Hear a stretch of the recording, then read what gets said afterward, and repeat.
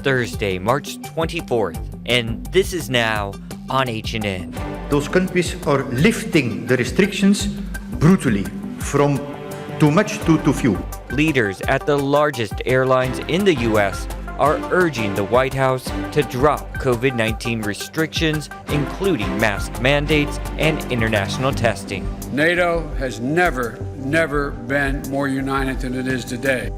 Members of NATO and the G7 are crafting their next steps to counter Russia's month-old invasion of Ukraine. North Korea tests fires what could be its most powerful weapon yet. I'm Tina Kraus with reaction from the White House. We've got these stories plus a dramatic scene unfolds in Waikiki. Video shows what appears to be a knife-wielding man being tased by police. What we know about the situation coming up on This Is Now.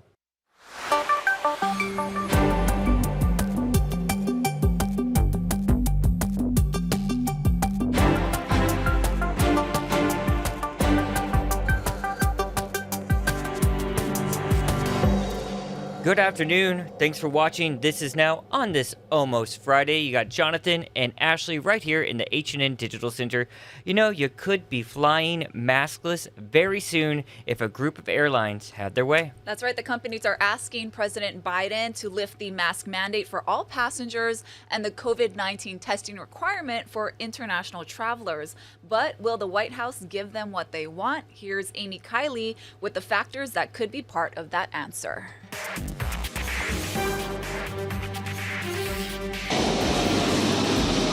These 10 U.S. airlines and cargo carriers have a request for the Biden administration. They want to get rid of mask mandates on flights and test requirements for international travel. Some European countries are starting to do that, but not everyone thinks it's a good idea. Those countries are lifting the restrictions brutally from too much to too few. The federal transportation mask mandate ends April 18th, barring another extension. The White House says it's consulting the CDC about lifting it earlier. That agency reports cases are trending down. It's also warning the new Omicron subvariant is more transmissible than the original version. Our vaccines work, our boosters work, and it does not indicate more severe disease than the original Omicron. It's still unclear who might need another booster.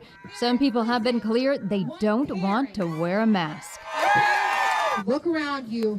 This is the power.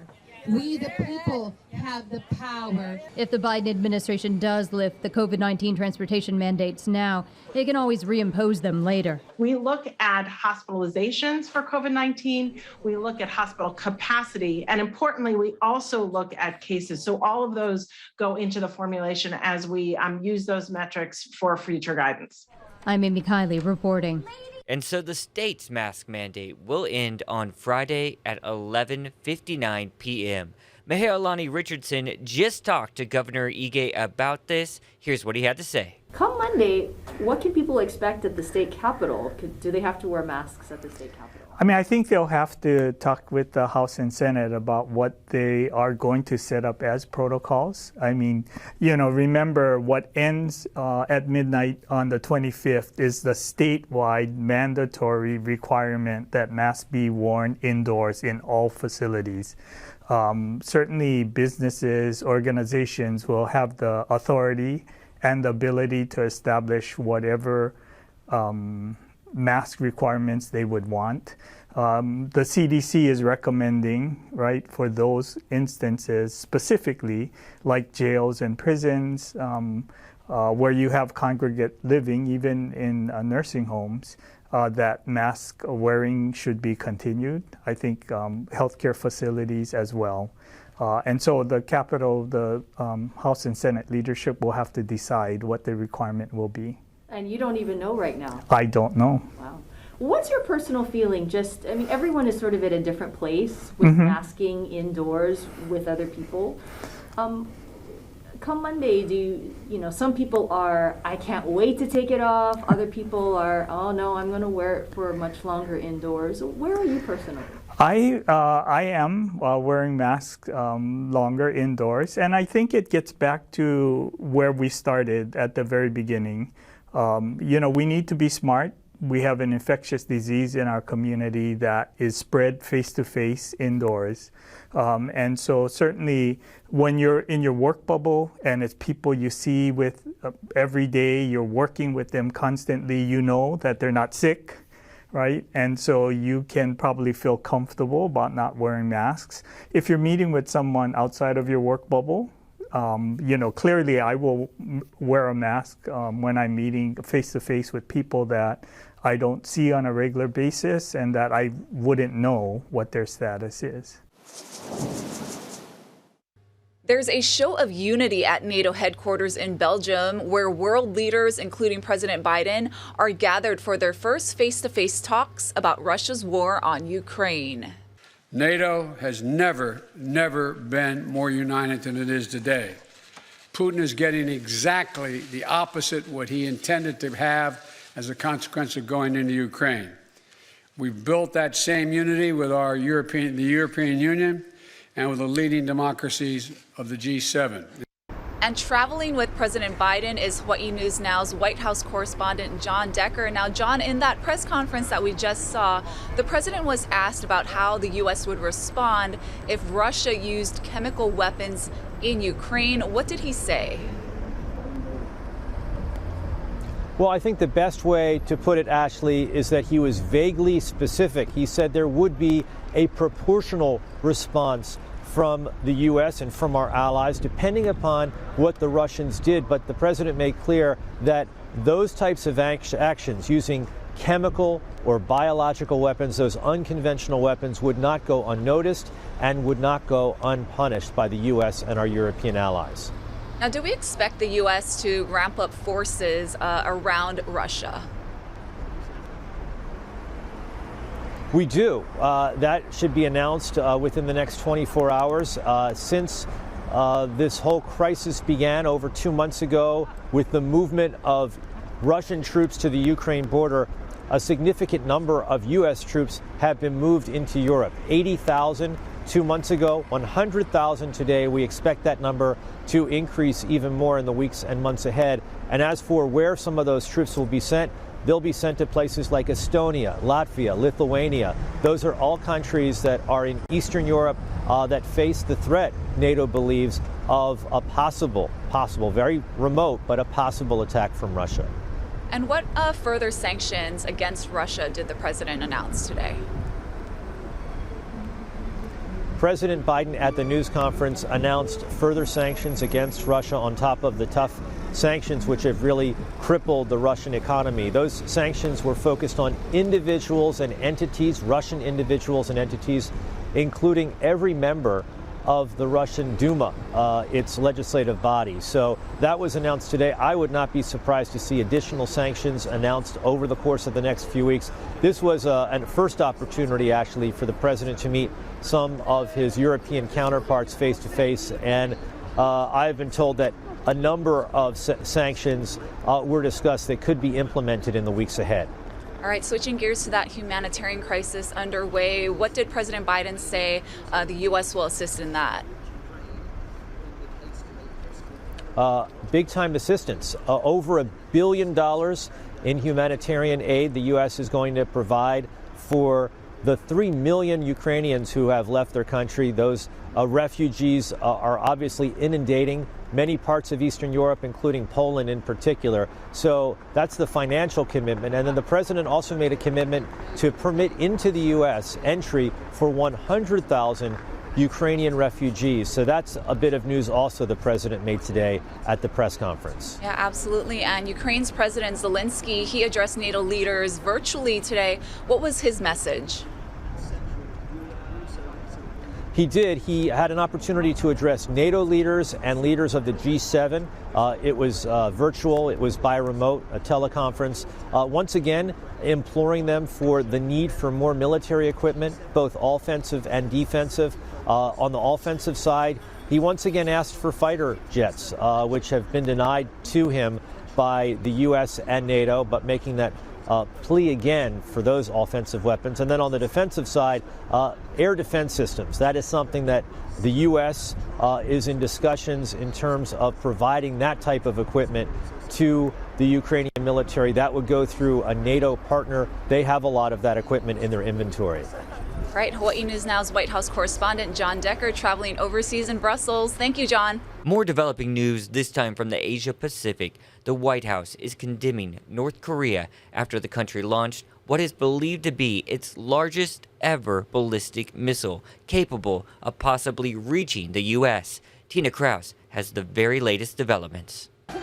The world had braced for North Korea's Kim Jong-un to unleash a monster missile like this one, which he paraded through Pyongyang 2 years ago. And South Korean leaders say he did just that, test firing what's believed to be the North's biggest intercontinental ballistic missile, which could have the power to reach the U.S. Thursday's missile flew farther, longer, and higher than the last long-range test in 2017, landing in the Sea of Japan. South Korea's military responded with live-fire drills. The letter that we're signing is very comprehensive. Back in 2018, ahead of his first meeting with then-President Trump, Kim Jong-un suspended long-range testing. CBS News consultant Bob Carlin isn't surprised it's starting up again. They're not going to come out and say, oh, we're going to give you notice that we're going to break the moratorium. They're just going to do it, which is what they've done. While North Korea tested shorter-range missiles in recent months, the U.S. sees a long-range weapons test as a red line. North Korea is a very small country, and they feel very threatened. We may say we're not threatening them, but that's not how it looks from their standpoint. The White House called the launch a brazen violation of several UN Security Council resolutions, but said the door has not closed on diplomacy if the North backs down. Tina Kraus, CBS News. A warning for our viewers, the images in this story may be a little disturbing. We've obtained video showing police tasing a man in Waikiki. Take a look. You can see the man in the blue shirt holding what appears to be a knife. Bystanders filmed the man staggering right around the Duke statue as beachgoers walked by. Eventually, police arrived, and one of them deployed a taser. The man immediately freezes up and falls to the ground. Police records show that a 62-year-old man was arrested around 6 p.m. yesterday for terroristic threatening and harassment at around that approximate location. We have a reporter working on this story. We'll keep you updated as we get more information. A key city council committee has approved a bill that would ban short-term vacation rentals in residential areas of Oahu. Bill 41 now goes up for a vote before the full city council. The bill would ban bookings of short-term rentals of fewer than 90 days in most parts of the island, except for popular tourist areas like Waikiki and Turtle Bay. Yesterday, supporters and opponents testified before the council. Short-term rentals are disruptive to the character and fabric of our residential communities. They're inconsistent with land uses that are intended for our residential zoned areas, and they increase the price of housing for our residents. I own one condo. I'm from Hawaii, but I live on the mainland now. I'm retired, but I like to come back, and I like to rent out when I can. 90 days is too much. 30 days is fine. And I live in the Waikiki Resort District. Now you're making me illegal, and I don't understand. The full city council is scheduled to meet on April 13th, but it's unclear if members will be ready to vote on the bill by then. Gas prices mostly held steady overnight. Honolulu regular running about $5. Hilo still at $5.11. Kahului $5.20. And on the Garden Isle, it's running at about $5.30. But get this, in California, Los Angeles regular is at $6.03. A high-stakes decision as a Senate committee approves a bill that strips UH of its role as the sole manager of Mauna Kea. Sammy Solina has a reaction. The chair of the Senate Committee on Higher Education says that the original bill didn't fit their vision. Both sides believe that this bill is imperfect, but think it's going in the right direction. After UH had warned a stewardship bill could lead to the death of astronomy and the 30-meter telescope project on Mauna Kea, Senate committee lawmakers approved it with major changes. I am not convinced that the current bill, as drafted, in creating an authority from scratch, to manage this many-faceted entity will be able to achieve all that is envisioned without financially overburdening the taxpayers, as well as addressing the needs of the University of Hawaii's astronomy program. The measure would establish the Mauna Awa Kea Stewardship Authority with 11 voting members, including the DLNR, UH, Hawaiian Community, and the observatories. But I'm convinced that we need to move forward, systematic change, and do so in a manner that does not further divide our state. The Senate Draft 1 is definitely a work in progress, as there is no perfect bill. Therefore, I am proposing the following amendments to the bill to bridge the gap between the community and to address the race-based and name change concerns of the Attorney General and community concerns. The bill would put the authority under UH Hilo for administrative issues instead of the UH president or regents. Curiously, stewardship of Mauna Kea is already under UH Hilo.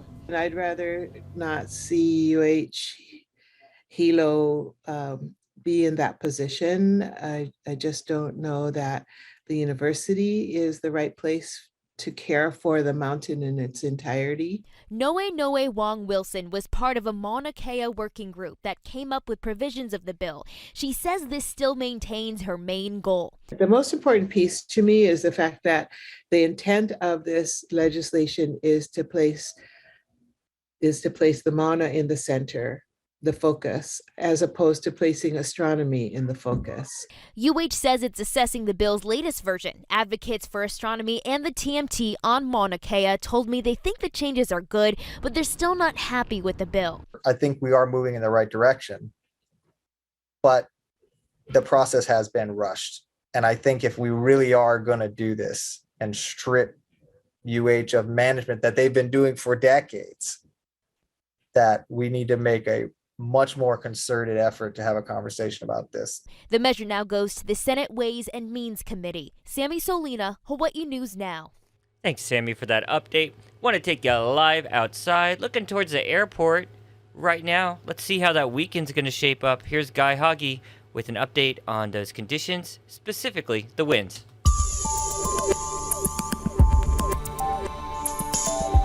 Winds will remain brisk and breezy today. Today's the windiest day. Then the winds start to back off as we head into the weekend. The winds will be significantly lighter starting on Sunday, and those weak winds will continue into the middle of next week.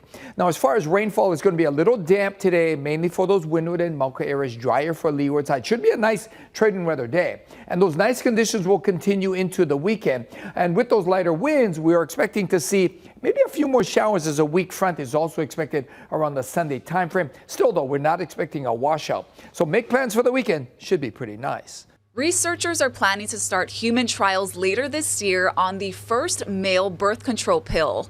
Scientists at the University of Minnesota say the oral contraceptive does not have hormones and doesn't cause harmful side effects. Laura Podesta has more. Some men embrace the role of fatherhood, but for those who are not ready, their main choices are condoms, a vasectomy, or relying on women to manage contraception. Soon, they could have a new option. We are very optimistic and very hopeful. Scientists at the University of Minnesota developed a pill for men that blocks a vitamin A producing gene needed for conception. After a 4-week test on mice, researchers say the pill dramatically reduced sperm counts and was 99% effective in preventing pregnancy without harmful side effects. We target non-hormonal pathways so that we wouldn't have those hormonal side effects. The mice could be fathers again 4 to 6 weeks after they stopped receiving the compound. As a urologist, I'm excited because this is something different. This is something non-hormonal. Medical experts caution while the findings are encouraging, they're also preliminary. We have to wait. It may take years before we actually see this as an option for men. For people we spoke to here in Times Square, a birth control pill for men is an idea whose time has come. Overall, more safety during sex, for both partners, that'd be beneficial, especially for me, so I would take it. I probably would try though, while I'm still young at least. And then when I get older, I just let it rip. If the FDA gives the okay, clinical trials for humans could begin within 6 months. Laura Podesta, CBS News, New York. Now that was a man on the street interview. Let it rip. Yeah, just be honest, man. Go for it. All right. Cool. Moving on to what else the internet is talking about. Dinosaurs. Yep. The largest, most complete Tyrannosaurus Rex skeleton will be on display in the next few years. The 67-million-year-old fossil, named Stan, will make its debut in the Natural History Museum in Abu Dhabi in 2025. Stan stands about 13 feet tall and is composed of nearly 200 bones. Experts say Stan the dinosaur will likely weigh between 7 and 8 tons during its lifetime. Reminds me, the new Jurassic Park movie's coming out real soon. Your favorite. My favorite franchise. What'd you find, Ash? So a major piece of sports memorabilia is going up for auction. The clubs used by legendary golfer Tiger Woods to win the Tiger Slam will be up for grabs for the first time in years. Now, the irons and wedges being sold are what Woods used to win all 4 major titles back in 2000 and 2001. The wedges are custom made and are stamped with the word Tiger. Auctioneers expect the price tag for these historic clubs will likely pass the $1 million mark. Do you think if you had those clubs, Ashley, your game would be improved? I sure hope so. Yeah. If I spent $1 million on them too. Invoke some of that Tiger Woods energy. If you're spending $1 million on clubs, though, you could probably get a good pro to give you lessons too. Yeah. All right, guys. Moving on. There is a really cool festival. It's all about beer, taking place on the Windward side this weekend. No other than our good friend Casey Lund got this tough assignment in our Good News Now. Perfect. Aloha, and one of the breweries featured this weekend is Inu Island Ales. We're here in their really cool space on the Windward side, right across from the Windward Dodge Chrysler Jeep. I want to introduce you to the owners, Lindsay and Kayaka Eckhart. Thank you guys for being with us and having us here today to talk about Aloha by Volume. We're going to talk with Ben Morimoto in a minute, but first I want to talk to you, Kayaka, about what you guys do differently here. What's your style? When did you guys get started? So we've been around since 2017. I'd say the biggest difference with us is we don't do a lot of flagship beers. We do more flagship styles. So for say, we'll do a sour, we'll change up the fruits, different combinations of fruits and things of that nature. You have some amazing flavors here, and a really cool one that you're going to unveil. Can't really talk about that yet, though, at Aloha by Volume. Ben Morimoto is with us, though, to tell us a little bit about what you can expect at the Windward Mall. This is going to be a big deal. Yeah, we've got close to 1,000 tickets out already. Saturday's filling up on the tasting sides. 11 to 9 on Saturday, 11 to 7 on Sunday. Get your tickets at alohabyvolume.com. And this isn't just a beer festival. There's going to be some competition friendly competition among the local breweries. But you have music, games. I mean, this is going to be a big event. Oversized Jenga, the bands. We got 4 bands playing Saturday, 3 bands playing Sunday. And, you also mentioned how important it was to you as somebody from the Windward side to bring an event like this because there aren't a lot of opportunities to gather. So we thank you for that. Again, alohabyvolume.com, a place to get your tickets in. One thing I like about what they do here at Inu Island Ale are your growlers, or I shouldn't call them growlers. What do you call them? Crowlers. Crowlers. It's essentially like a can you guys can fill up, send people on their way to take home some of the delicious brews that you have. And again, as you mentioned, you rotate those out, some really amazing flavors. Let's watch as Lindsay cans that, and it pops open just like a normal beer, right? Yes, sir, just like a normal can of beer. I love that. Well, thank you guys so much for having us up here. I've got my Crowler from Inu Island Ales. Check out Aloha by Volume, happening this weekend at Windward Mall. Doors open Saturday at 11. Cheers. Cheers, Casey. I wonder if he already cracked that open. Of course he did. Yeah. That really wasn't a question I had to ask. And that invention there, that little device, I could use one of those in my house. Cool. Yeah. You guys, that's going to do it for This Is Now. We are almost at that weekend. We'll see you back here tomorrow on your Aloha Friday, right here from the Digital Center for This Is Now on KHNL and all your HNN digital platforms. See ya.